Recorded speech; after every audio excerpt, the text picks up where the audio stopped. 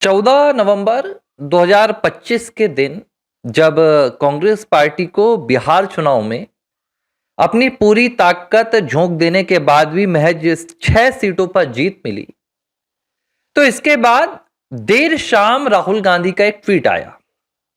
इस ट्वीट में राहुल गांधी ने नतीजों में मिली हार को एक सिरे से अस्वीकार कर दिया। उन्होंने साफ तौर पर कहा कि चुनावी जो प्रक्रिया हुई वो पूरी तरह से निष्पक्ष नहीं थी और हम इस पूरी प्रक्रिया के खिलाफ अपनी लड़ाई जारी रखेंगे। लेकिन उसी शाम कांग्रेस पार्टी और गांधी परिवार की जो दूसरी सदस्य हैं प्रियंका गांधी वाड्रा का कोई ट्वीट बिहार चुनाव के नतीजों पर नहीं आया था। ना तो उन्होंने बिहार चुनाव पर किसी तरह की चर्चा की और 14 नवंबर से लेकर अब 14 दिसंबर और दिसंबर का पूरा महीना खत्म हो गया, लेकिन आज तक प्रियंका के मुंह से बिहार चुनाव में कांग्रेस की हार या कांग्रेस के जो परिणाम आए हैं उस पर कोई बयान नहीं आया।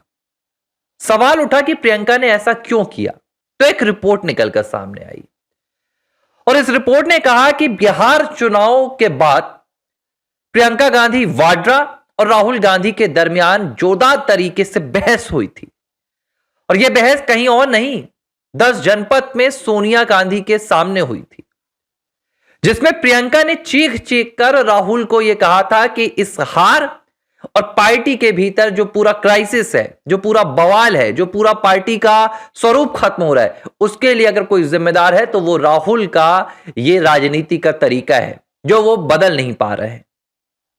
और प्रियंका ने इस हार में किसी भी तरह राहुल का हाथ बटाने से अपने कदम पीछे कर लिए थे।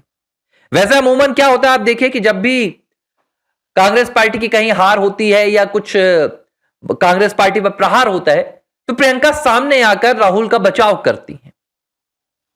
जब सुप्रीम कोर्ट के एक न्यायाधीश ने राहुल गांधी की भारतीयता पर और देशभक्ति पर सवाल खड़ा किया और उन्होंने कहा कि जो चीन पर आपने बयान दिया, भारतीय सेना पर, शायद ही कोई ऐसा भारतीय होगा जो ऐसा बयान देगा, तो राहुल ने इस पर कोई बयान नहीं दिया। लेकिन प्रियंका सामने आई और प्रियंका ने कहा कि कोई भारत की न्यायपालिका ये तय नहीं कर सकती ये मेरा भाई देशभक्त है या नहीं है। सीधी सी बात थी, प्रियंका ने राहुल का बचाव करने का यहां पर पूरा प्रयास किया था और यह सिर्फ एक उदाहरण है माफ कीजिएगा। चाहे भारत जोड़ो यात्रा हो, चाहे राहुल के दूसरे एजेंडे हो, और यह कहना भी गलत नहीं होगा कि राहुल भारत की राजनीति में अपना दमखम जमा ले, कांग्रेस पार्टी की सर्वोच्चता हासिल कर ले, इसके लिए प्रियंका ने 2 दशकों तक अपने आप को चुनावी राजनीति से दूर भी रखा था। लेकिन जब प्रियंका ने देखा कि ना तो राहुल राजनीति में उतना दिलचस्पी ले रहे हैं, ना तो राहुल राजनीति सीखने की कोई भी कोशिश कर रहे हैं और राहुल की यही पूरी कहानी कांग्रेस पार्टी और भारत से गांधी परिवार की सियासी रुतबे को पूरी तरह से खत्म कर रही है, तब प्रियंका ने आखिरकार इस बिहार चुनाव के बाद एक पेशकश रखी। यह पेशकश उन्होंने अपनी मां सोनिया के सामने रखी थी और राहुल भी सामने मौजूद थे और उन्होंने कहा कि हमने राहुल को 2.5 दशकों तक सीधे तौर पर उनकी राजनीति को देख लिया है और उन्होंने सिर्फ और सिर्फ कांग्रेस पार्टी के लिए नुकसान ही दिया है। आज तक उन्होंने कांग्रेस पार्टी के लिए कोई मुनाफा नहीं कमाया, कांग्रेस पार्टी को कहीं भी उन्होंने ऊंचाइयों पर नहीं ले जाया। इसलिए अब वक्त आ गया है कि राहुल को पीछे किया जाए और मैं चाहती हूं कि अब मैं कांग्रेस पार्टी की कमान संभालूं। अब कमान संभालना मतलब क्या प्रियंका ने लोकसभा में लीडर ऑफ अपोजिशन यानी कि एलओपी का पद मांगा, या प्रियंका ने नेतृत्व मांगा, या प्रियंका ने कोई और पद मांगा? कमान संभालने के लिए प्रियंका ने कार्यकारी अध्यक्ष की पेशकश की है। यह सबसे बड़ी रिपोर्ट है जो मैं एबीसी हिंदी के मंच पर पहली बार, किसी और मंच पर मैंने नहीं कहा, यह पहली बार मैं एबीसी हिंदी के मंच से यह बात कह रहा हूं। बिहार चुनाव के नतीजों में कांग्रेस की मिली हार के बाद प्रियंका ने मां सोनिया के सामने यह प्रस्ताव रखा कि वो कांग्रेस पार्टी की कार्यकारी अध्यक्ष की जिम्मेदारी संभालना चाहती हैं और अपने तरीके से, अपनी रणनीति से, अपनी राजनीतिक बयानबाजी से और अपनी राजनीतिक रणनीति के साथ वो कांग्रेस पार्टी के लिए कुछ करना चाहती हैं। हैरानी की बात है कि 100 चुनाव हार चुके राहुल इस बात से खफा हो गए। उन्होंने कहा कि तुम्हारी राजनीति का तरीका देश स्वीकार नहीं करेगा, ना तो कांग्रेस पार्टी को चलाने का यह तरीका है। जिस तरीके से मैं आगे बढ़ रहा हूं, कांग्रेस पार्टी को आगे बढ़ाने का वही एक तरीका है। यानी कि राहुल ने इस बात पर आपत्ति जताई। हालांकि दिलचस्प बात यह है कि प्रियंका ने राहुल का कोई पद नहीं मांगा। प्रियंका ने यह नहीं कहा कि राहुल को एलओपी से अलग कर दो, या राहुल जिस शैली में राजनीति कर रहे हैं या उनका कद घटा दिया जाए। प्रियंका ने सिर्फ अपने लिए पद मांगा और इसके पीछे उन्होंने सीधे तौर पर एक कारण भी दिया। प्रियंका ने कहा कि मल्लिकार्जुन खड़गे जो कांग्रेस पार्टी के वर्तमान में अध्यक्ष हैं, उनकी उम्र 83 साल हो गई है और यह सिर्फ उम्र का मामला नहीं है, लगातार वो बीमार रहते हैं और अध्यक्ष का जो पद है कांग्रेस पार्टी के भीतर वो एक नाम मात्र का रह गया है। उन्होंने कहा कि मैं चाहती हूं कि मुझे कार्यकारी अध्यक्ष बना दिया जाए और मैं पार्टी को ग्राउंड से दोबारा रिवाइव करने की कोशिश करूं। प्रियंका ने सिर्फ इतनी मांग रखी थी। मां सोनिया इस पर कुछ भी कहती, इससे पहले राहुल ने ही आपत्ति जता दी और राहुल ने कहा कि तुम पार्टी नहीं चला सकती, ये तुम्हारे बस की बात नहीं है, पार्टी मैं चलाऊंगा, लीडर ऑफ अपोजिशन भी मैं रहूंगा, तुम्हें मेरा साथ देना है तो दो। और यह झगड़ा इस कदर हावी हो गया कि प्रियंका ने कहा कि अगर तुम्हें अपने तरीके से पार्टी चलाना है, तुम्हें हमारी बात नहीं माननी है, तो तुम्हें जो करना है वो करो, लेकिन पार्टी में रहकर मुझे क्या करना है ये तुम नहीं, ये मैं तय करूंगी। इसी के बाद प्रियंका गांधी वाड्रा ने राहुल से जब बहस हुई, उन्होंने प्रशांत किशोर को मीटिंग के लिए बुलाया। प्रशांत किशोर के साथ मीटिंग हुई, उसमें रणनीति तय हुई। प्रशांत किशोर ने कई गुर सिखाए प्रियंका को राजनीति के, जिसमें उन्होंने कहा कि आप किस तरह से कार्यकर्ताओं का दिल जीत सकती हैं और कांग्रेस के एक बड़े धड़ को, जो लगभग 90% है, जो राहुल गांधी के खिलाफ है इस वक्त, उसे अपने खेमे में कर सकती हैं। और सिर्फ कांग्रेस नहीं, पूरे विपक्ष को।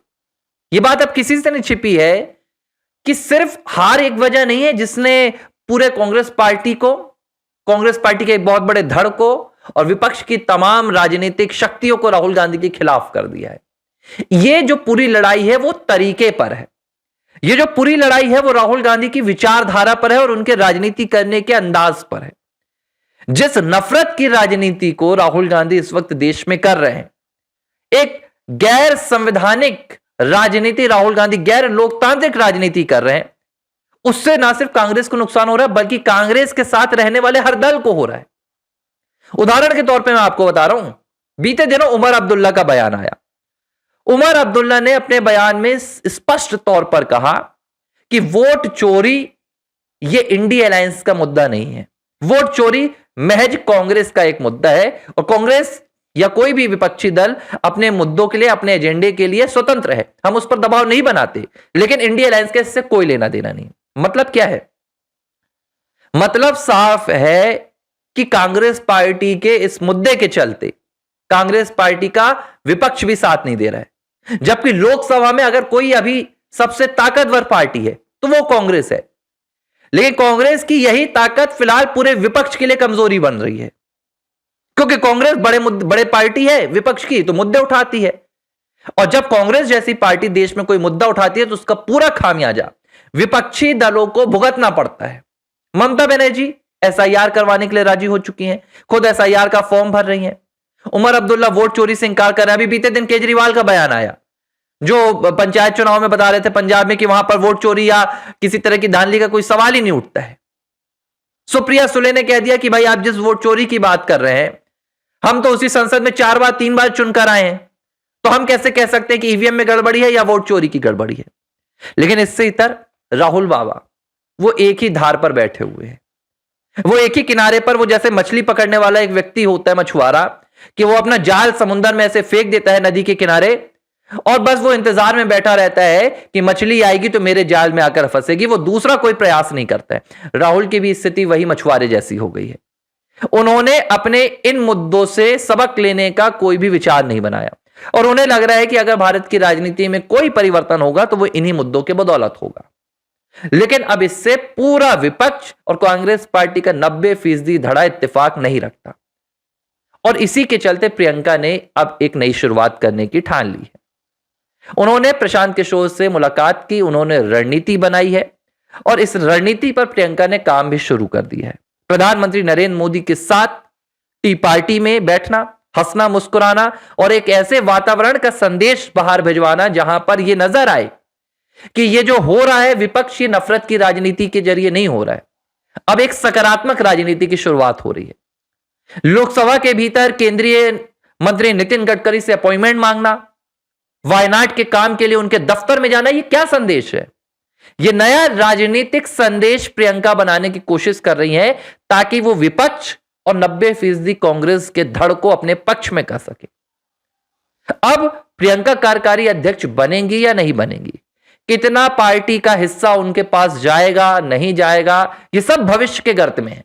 लेकिन एक बात तय हो गई है, राहुल गांधी को सिर्फ विपक्षी नहीं नकार रहा है, बल्कि अब उनके परिवार से भी नकारा जाने लगा है।